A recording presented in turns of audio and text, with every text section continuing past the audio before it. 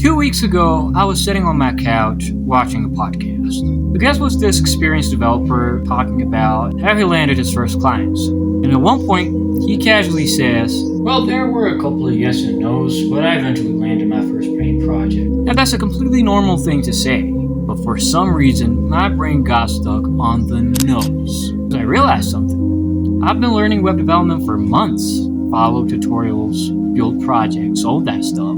But I never got rejected. Nobody had ever rejected me. And not because I'm some, crack developer. Nobody had rejected me because I've never put myself in a position to be rejected. And I couldn't just stop thinking about it.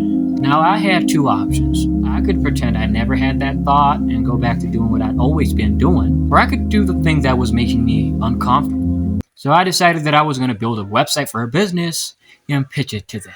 How hard could it be? So I did some research and found a perfect business, a Korean restaurant, and I just went to work. So after identifying what I would work on, I went on Google and started researching. So I spent a couple of hours researching, looking at templates, studying other websites, and finally I was done researching and started writing code. I simultaneously researched what was on their menu and their background at the same time.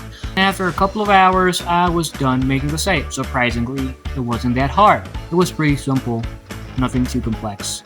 It was made with HTML, CSS, and JavaScript. I felt a sense of accomplishment for a brief moment, but then I realized I had to show this to actual strangers. And I immediately started to feel anxious, because making the site was comparably easier, because a second person was not involved. Nobody would judge you if you sit in your room all day and write JavaScript, but putting your work in front of actual strangers, that was something that I wasn't prepared for. But I remembered why I started this in the first place. That podcast. After a lot of argument, I forced myself to go to the restaurant. I took a friend for emotional support.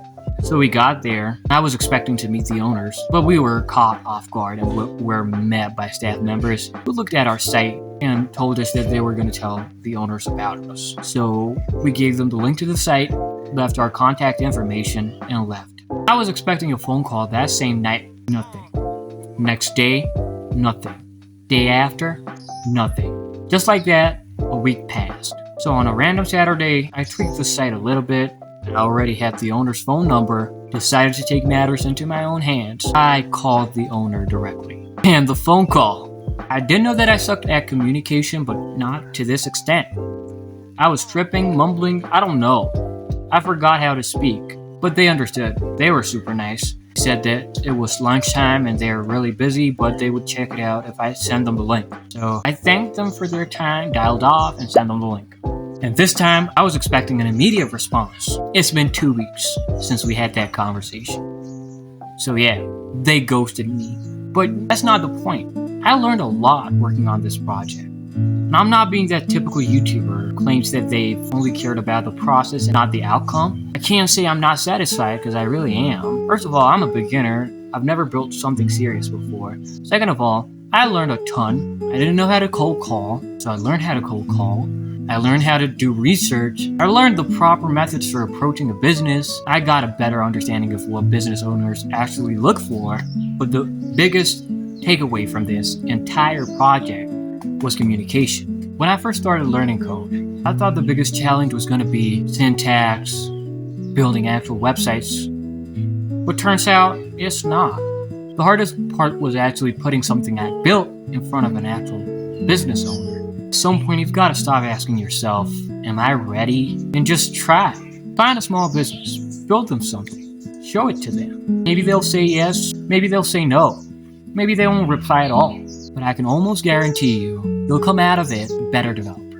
And honestly speaking, I really enjoyed this. This was just the first one. There are hundreds of businesses out there. And yeah, I'm going to keep doing it. I'm going to keep making sites for businesses, even if they don't want me to. And yeah, thanks for watching till the end. See you in the next one.